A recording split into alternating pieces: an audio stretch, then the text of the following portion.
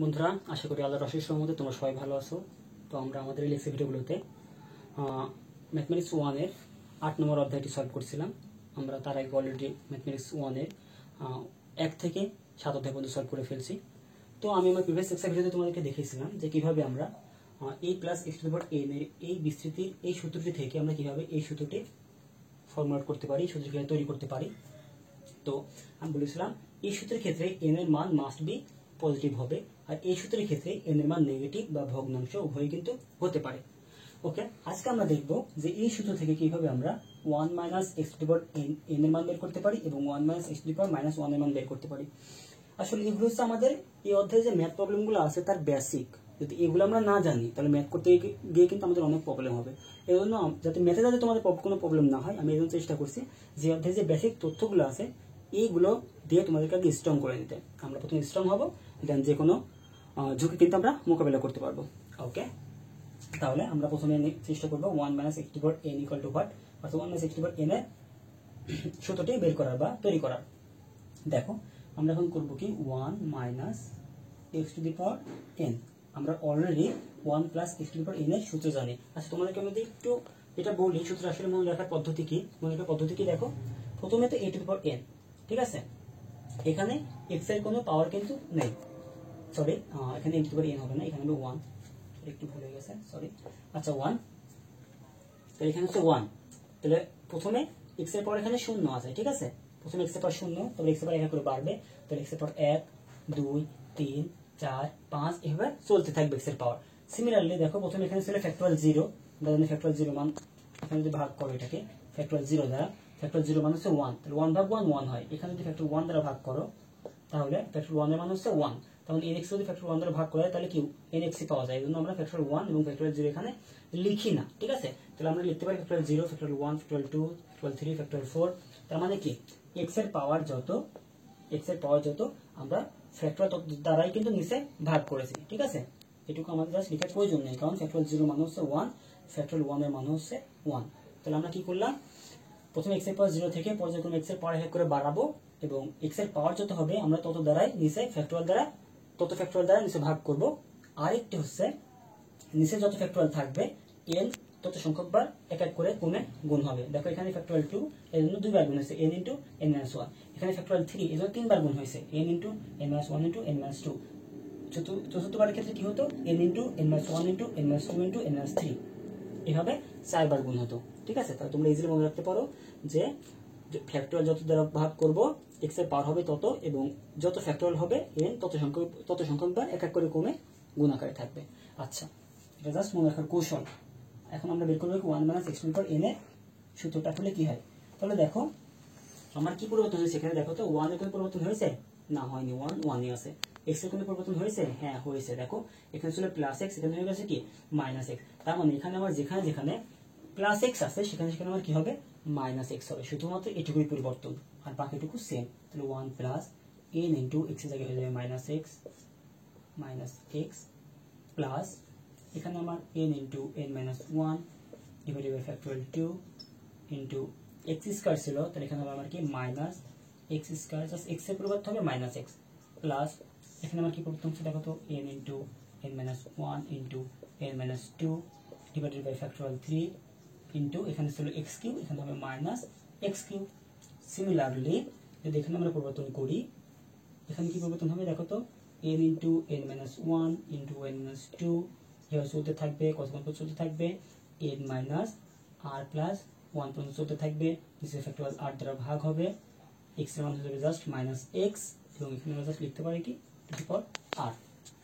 ওকে, আমরা আরেকটু সাজিয়ে লিখি, তাহলে দেখো এখানে আমার 1, দেন এখানে মাইনাস nx, দেন দেখো যদি আমরা এটুকু লিখি। আচ্ছা, তার আগে আমি এটা যদি করি minus x square.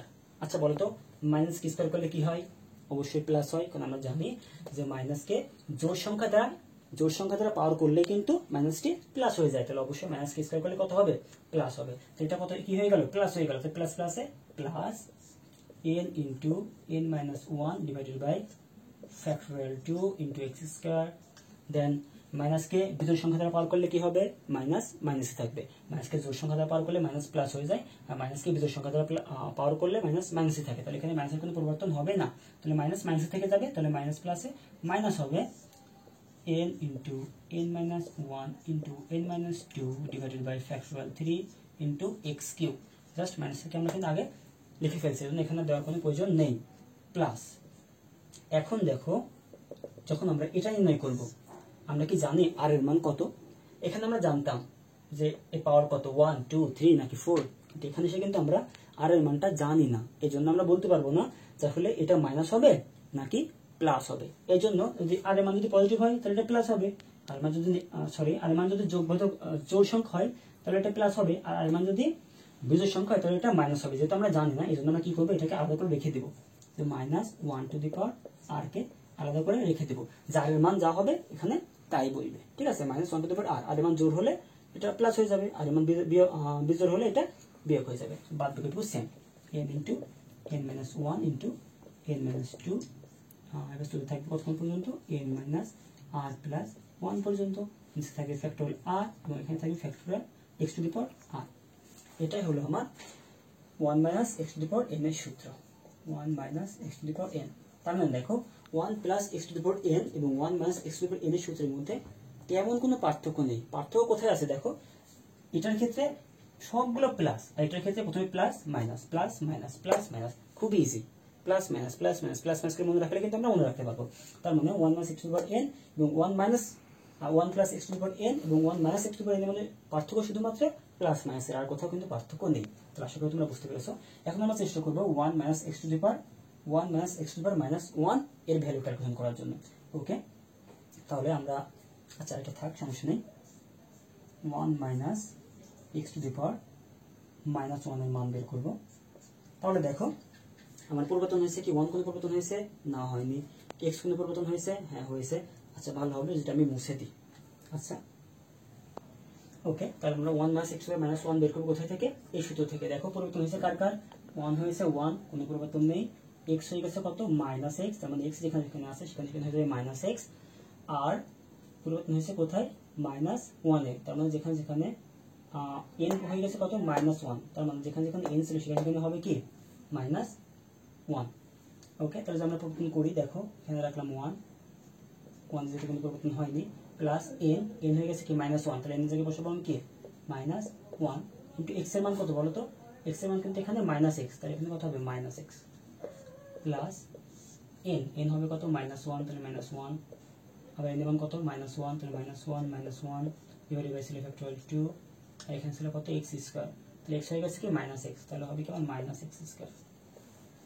Okay, plus দেখেন আমি লিখি n এর মান কত, minus 1 into minus 1 into minus 1 minus 2 divided by factorial 3 into x হয়ে গেছে কি মাইনাস x, তাহলে মাইনাস x কিউব। এভাবে কিন্তু চলতে থাকবে। ঠিক আছে, আমি পরবর্তীগুলো লিখলাম না, তোমরা বুঝে নিও, এইভাবেই চলতে থাকবে। তাহলে এখানে তোমরা মান বের করে, তাহলে দেখো এটা থাকলো 1, এখানে মাইনাস মাইনাস কি হবে, প্লাস হবে, তাহলে মাইনাস মাইনাস যদি প্লাস হয় তাহলে প্লাস 1 ইন্টু x প্লাস, এখানে দেখো মাইনাস কয়টা আছে, মাইনাস 1, ঠিক আছে, আর এখানে মাইনাস 1 কত হয়, মাইনাস 2 হয়। আচ্ছা আমি ভেঙে লিখবো, আচ্ছা ভেঙে লিখি তোমাদের সুবিধার্থে, আমি একটু ভেঙে লিখছি। এখানে মাইনাস 1 যোগ করলে হবে মাইনাস 2, নিচে আছে ফ্যাক্টোরিয়াল 2, আর মাইনাস কে স্কয়ার করলে আমি তো জানি কি হয়, মাইনাস প্লাস হয়ে যাবে, তাহলে এটা প্লাস x স্কয়ার হয়ে গেল।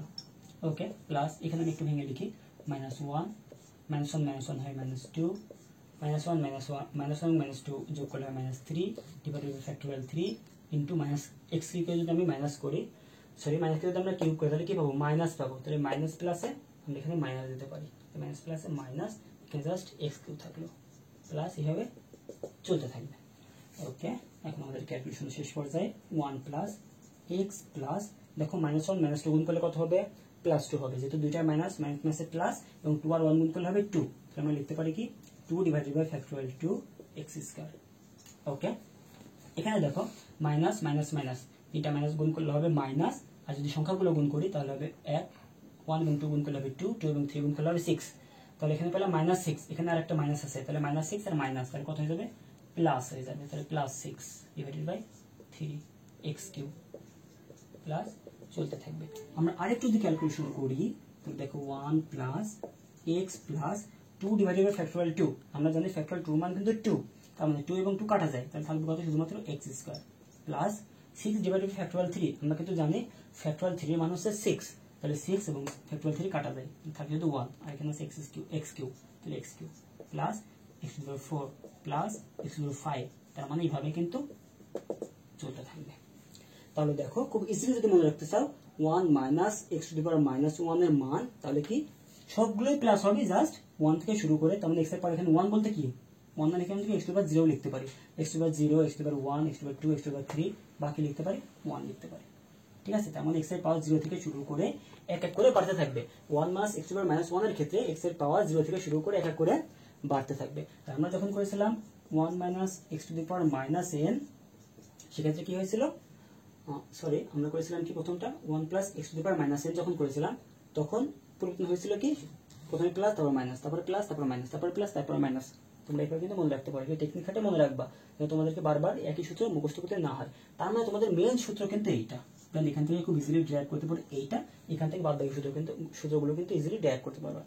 তো আশা করি তোমরা বুঝতে পেরেছো। তো তোমরা যারা এই সূত্র কিভাবে তৈরি করতে হয় তা যারা বুঝতে পেরেছো, আশা করবো পরবর্তীতে আমরা যে ম্যাথ প্রবলেমগুলো সলভ করবো আশা করি তোমাদের কোনো প্রবলেম হবে না। তো আমার ভিডিও লেকচার যদি তোমাদের ভালো লেগে থাকে অবশ্যই আমার চ্যানেলটিকে সাবস্ক্রাইব করবে, লাইক বাটনে ক্লিক করবে, আর তোমাদের যে কোনো মতামত কমেন্ট বক্সে আমাকে কমেন্ট করে জানাবে, এবং অবশ্যই আমাকে জানাবে যে আমার ভিডিও লেকচার তোমাদের কেমন লাগলো। আমি আর পরবর্তী লেকচার ভিডিওগুলোতে চেষ্টা করবো অধ্যায় 8-এর বিশেষ করে বাংলাদেশ কারিগরি শিক্ষা বোর্ড কর্তৃক যে প্রশ্নগুলো বেশি বেশি এসেছে সেই প্রশ্নগুলো তোমাদেরকে সলভ করে দেওয়ার। এতক্ষণ সময় থাকার জন্য ধন্যবাদ। আল্লাহ হাফেজ।